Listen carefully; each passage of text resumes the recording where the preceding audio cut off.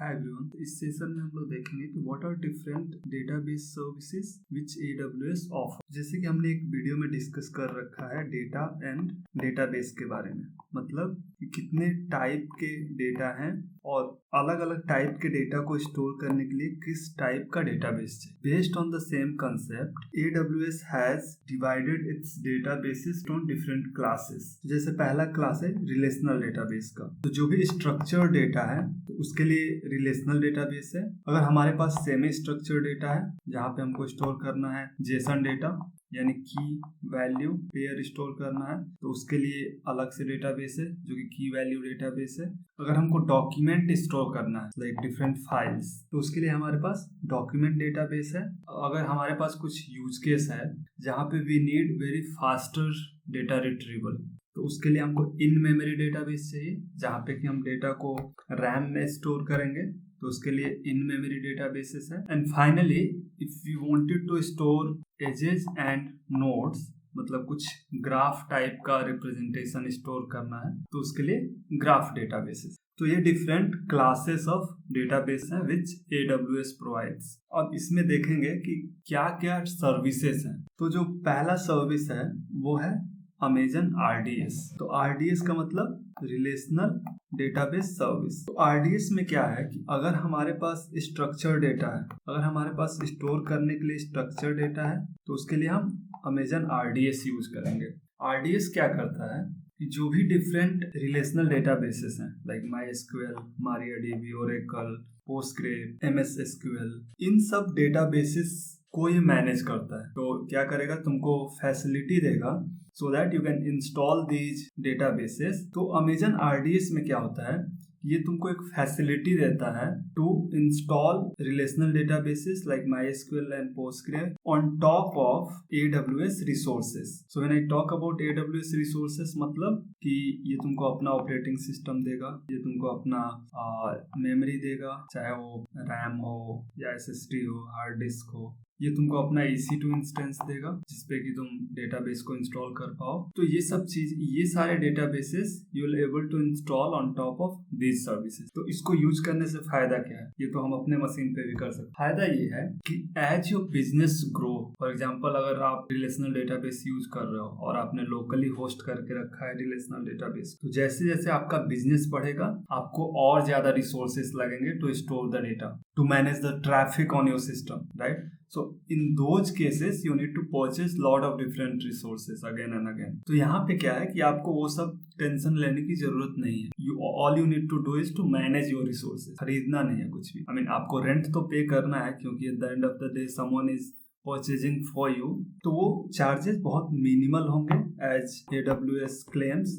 Those charges will be very minimal and you will be able to access their services, and on top of it they'll also provide the admin access, security, different operating system patches, database updates if happening. If your application needs backup, they'll also provide the backup. So these are the things you can configure on top of the traditional relational databases। दूसरा database है Amazon aurora. So Amazon aurora is again a relational database like Postgre, MySQL and MS SQL। What happens is, as of now, Aurora supports only two databases, one is MySQL and Postgre। और ये करता क्या है कि इन दोनों databases को use करके, तो अगर आपका एप्लीकेशन इन दोनों में से किसी भी एक डेटाबेस को यूज कर रहा है तो you can opt for Amazon aurora. तो अमेजन ऑरोरा क्या करता है कि ये Postgre और SQL के ऊपर ही काम करता है, लेकिन यहाँ पे क्या है, जो MySQL और Postgre हैं वो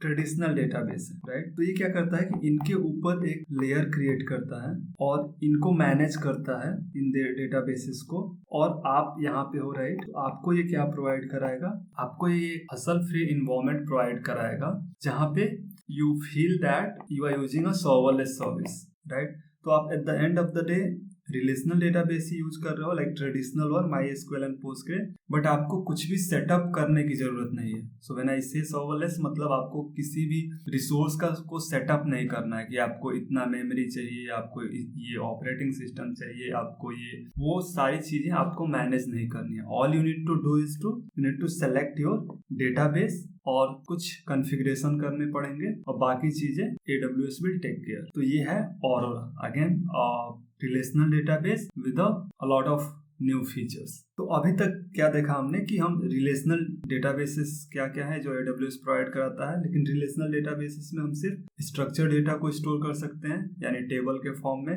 हमारे पास रो होगा एंड कॉलम होगा, कॉलम्स में डिफरेंट फील्ड्स होंगे, एक टेबल होगा जिसको एंटिटी बोलते हैं और पूरे एक सेट ऑफ रो को रिकॉर्ड बोलेंगे। अब 2 या 2 से ज्यादा टेबल्स होंगे जो कि एक दूसरे से कनेक्टेड होंगे through a primary and foreign की relationship, or with the help of these keys we will be able to merge those tables। तो ये सब चीजें रिलेशनल डेटाबेस में थी। तो यहाँ पे एक चीज नोटिस करोगे तो क्या था कि स्ट्रक्चर फिक्स था, there is a new attribute coming, you won't be able to store it here. तो उस केस में हमको फिर दूसरे डेटाबेस को देखना होगा जो कि सेमी स्ट्रक्चर डेटा को स्टोर कर पाए, जहाँ पे हमारा स्कीमा फ्लेक्सिबल हो। सो व्हेन आई से स्कीमा फ्लेक्सिबल, मतलब ये आज 4 एट्रीब्यूट्स आ रहे हैं, कल को अगर 5 भी आते हैं तो वी शुड स्टोर इट। तो उस केस में हम लोग को देखना होगा दूसरे डेटाबेसेस को, and this is where DynamoDB comes into picture. तो DynamoDB एक NoSQL serverless fully managed database है जो कि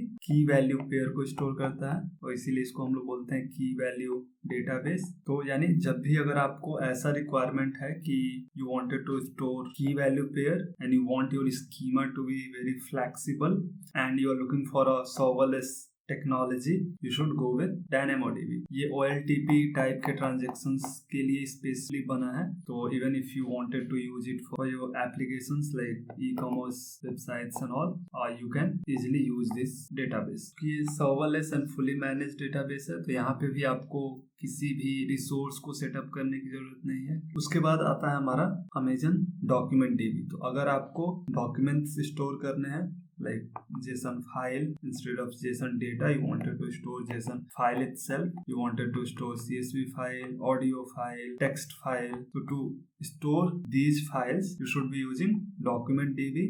अगर आपने MongoDB का नाम सुना है तो it is purely compatible with the MongoDB।